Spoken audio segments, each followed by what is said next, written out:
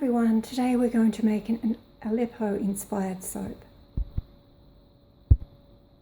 We just need 4 ingredients: our pure water, olive oil, sodium hydroxide and laurel berry oil that I managed to procure online.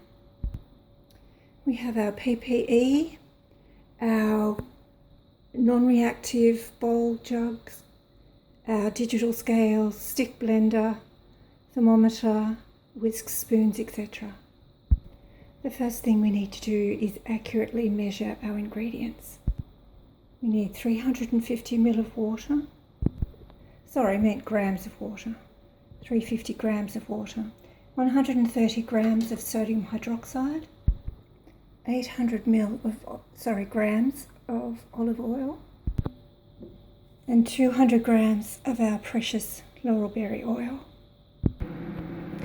Now, to make our soap, we need to make our lye solution, adding the sodium hydroxide to the water. And we have to warm our oils to about 60 degrees. While our oils are in the microwave, warming on the lowest setting, we'll make the lye solution. We'll add the sodium hydroxide to the water.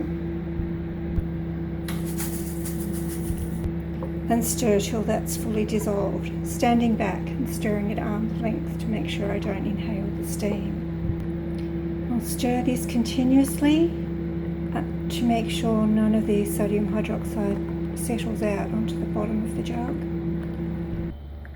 and keep stirring until it becomes clear. The laurel berry oil smells divine and is 55 degrees or so.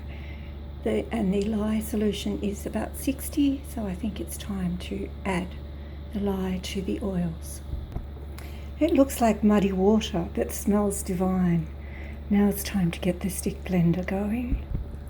As before, we put the stick blender in at an angle so we don't incorporate air, and pulse intermittently.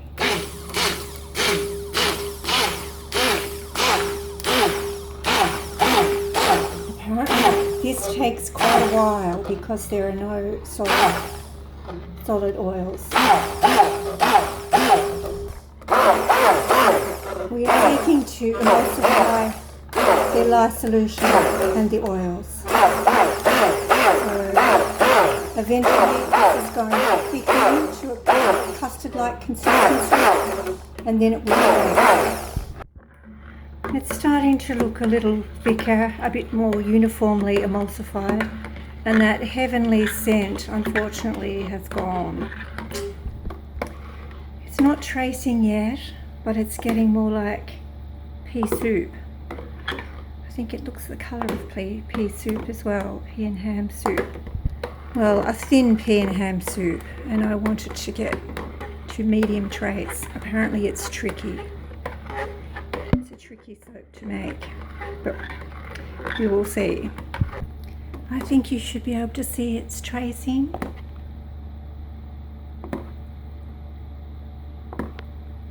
A trail remaining on the surface briefly.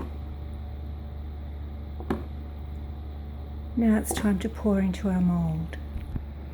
And I have more batter than I expected. Now just tap. Give them a shake to make sure they help the batter settle into the mould. Now we have to leave that for a week rather than customarily overnight, because this is made with all liquid oils. It is much slower to set up, and then it needs aging for 5 to 6 months. So I'm sorry I won't be able to demonstrate what it looks like cutting it up for you. Yes, Aleppo soap has a long history going back 2000 BC or earlier. Cleopatra was reputed to have used Aleppo soap. The real Aleppo soap is made with a hot process where it's boiled in vats and then poured onto the floor, where it's left to set up and then cut up, stamped, stacked to cure for 6 months before it's ready for use. Thank you.